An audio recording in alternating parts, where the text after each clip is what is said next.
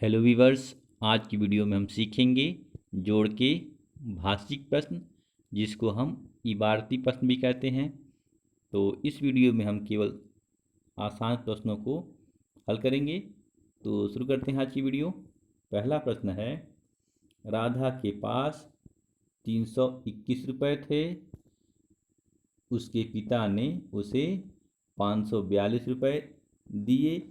अब राधा के पास कुल कितने रुपए हो गए? तो यहाँ राधा के पास पहले कितने रुपए थे? 321 रुपये। और उसके पिता ने कितने दिए? 542 रुपये। और पूछ रहा है यहाँ कुल। तो जब भी कुल रहेगा तो जाहिर सी बात है कि हमें यहाँ जोड़ना होगा।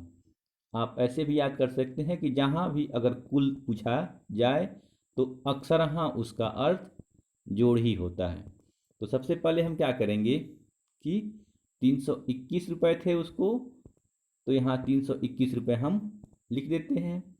उसके बाद राधा को पिता से कितने रुपए मिले? 542 रुपये। तो इस 542 रुपये को हम 321 रुपये के नीचे लिख के और जोड़ेंगे। तो सबसे पहले जोड़ने की शुरुआत हम इकाई से करते हैं, यानी कि हम सबसे पहले 1 और 2 को जोड़ेंगे। तो यहाँ हम देखते हैं ऊपर हमारा 1 है, तो इस 1 के लिए हम एक लाइन खींच लेते हैं। और नीचे हमारा 2 है, तो इस 2 के लिए हम 1 और ये 2 लाइन खींच लेते हैं। और फिर गिनते हैं कि कुल कितनी लाइन हो गई? 1, 2 और 3, यानी कि 1 और 2 को जोड़ने पे कितना आएगा? 3।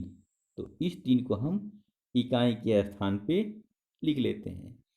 इसके बाद हम दहाई के अंक को जोड़ते हैं, यानी कि 2 और 4 को जोड़ेंगे।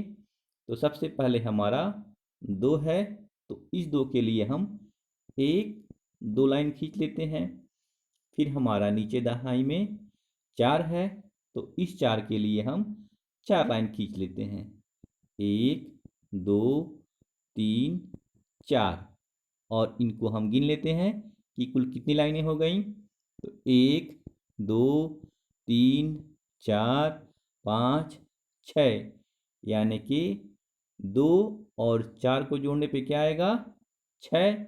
तो इस 6 को हम दहाई के स्थान पे लिख लेते हैं। इसके बाद हम अंत में सैकड़ा के अंकों को जोड़ेंगे। तो सैकड़ा में सबसे पहले हमारा ऊपर 3 है, तो इस 3 के लिए हम 3 लाइन खींच लेते हैं।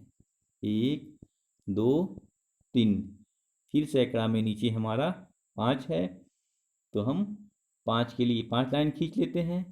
1, 2, 3, 4, 5। और इनको हम गिन लेते हैं कि कुल कितनी लाइनें हो गई।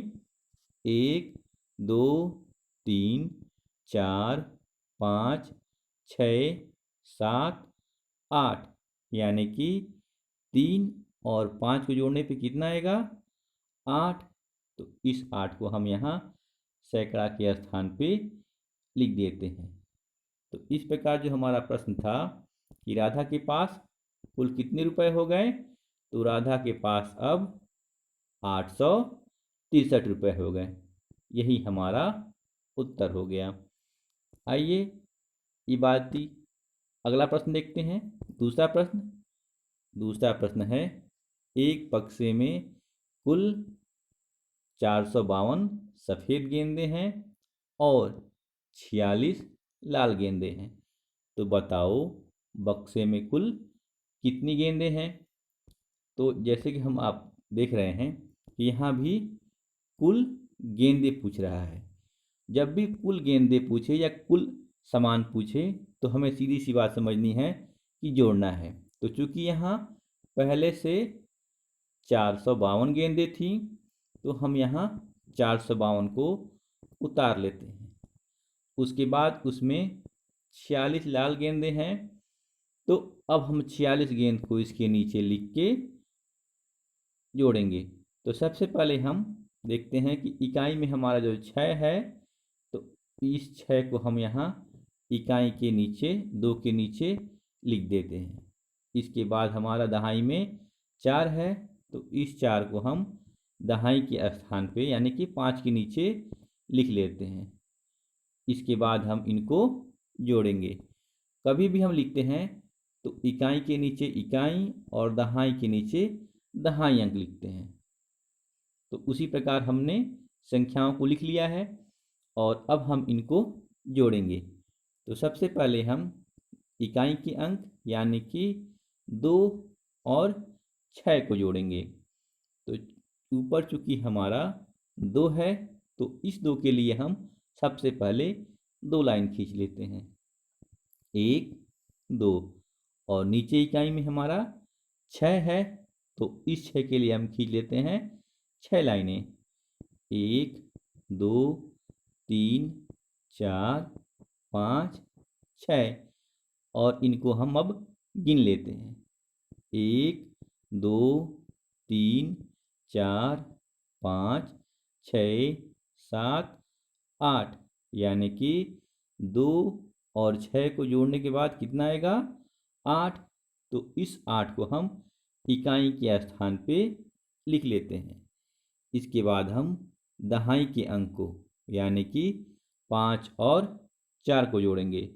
तो सबसे पहले ऊपर हमारा 5 है, तो इस 5 के लिए हम खींच लेते हैं 5 लाइन, 1 2 3 4 5।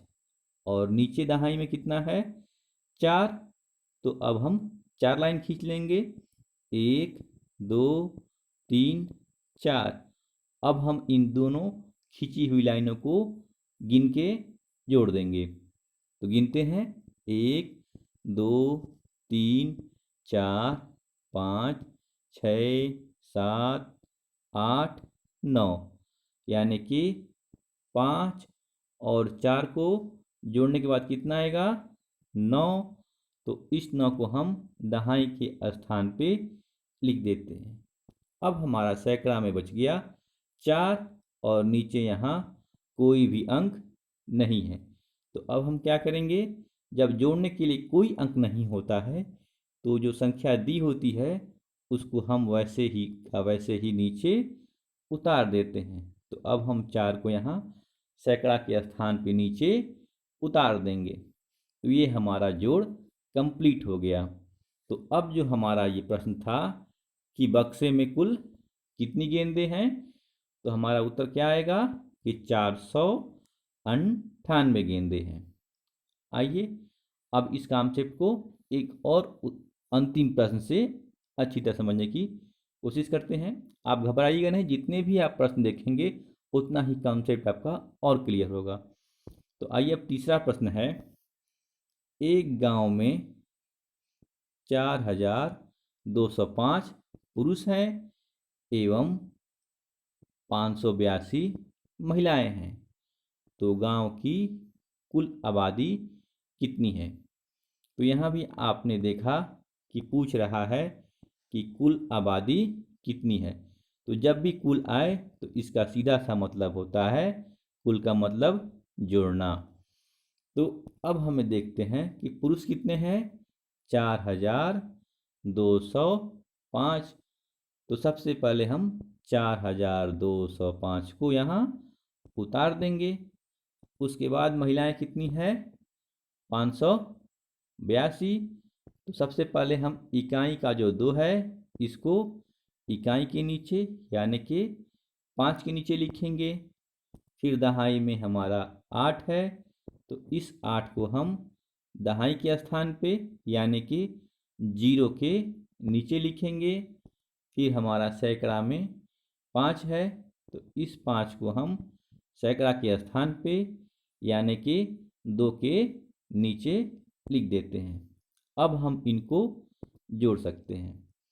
तो सबसे पहले हम इकाई से इकाई को जोड़ेंगे यानी कि 5 से 2 को जोड़ेंगे।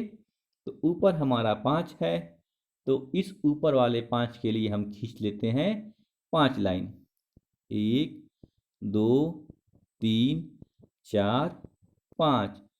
और नीचे इकाई में हमारा 2 है, तो इस 2 के लिए हम खींच लेते हैं 1 2 लाइन। अब हम इन खींची हुई लाइनों को गिन लेते हैं कि कुल कितनी लाइनें हो गई। तो 1 2 3 4 5 6 7, यानी कि 5 और 2 को जोड़ने के बाद कितना आएगा 7। तो इस 7 को हम इकाई के स्थान पे लिखते हैं। इसके बाद हम दहाई से दहाई को जोड़ेंगे, यानी कि 0 में 8 जोड़ेंगे।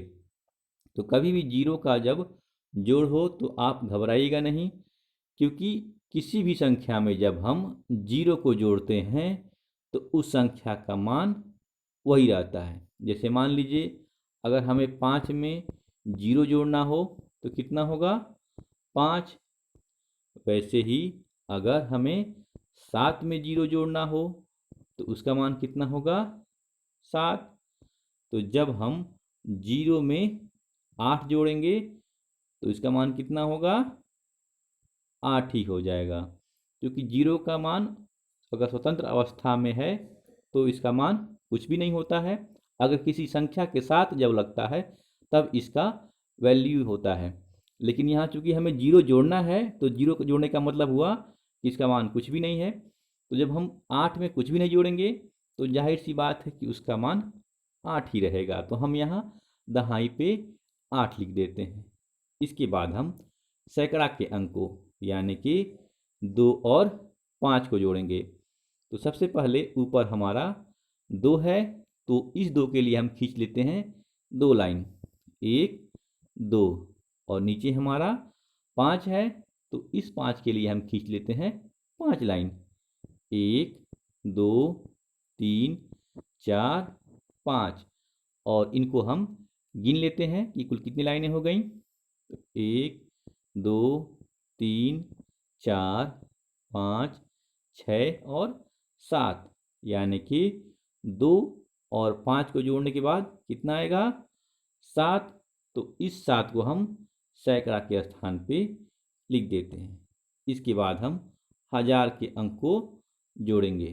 तो जैसा कि हम देखते हैं कि ऊपर तो हजार के स्थान पे 4 दिया हुआ है, लेकिन नीचे हजार के स्थान पे कोई संख्या या कोई मान नहीं है। तो अब हम क्या करेंगे, जब कोई मान नहीं है तो इसका मतलब हुआ कि 4 में हमें अब कुछ भी नहीं जोड़ना है। जब कुछ भी नहीं जोड़ना है तो इस 4 को हम वैसे ही नीचे सैकड़ा के स्थान पे हजार के स्थान पे उतार देते हैं।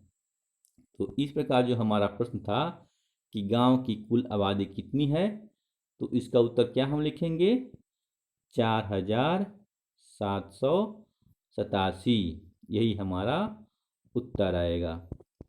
तो आशा करता हूँ कि ये कॉन्सेप्ट और ये अभ्यास प्रश्न आपके लिए काफ़ी उपयोगी रहा होगा।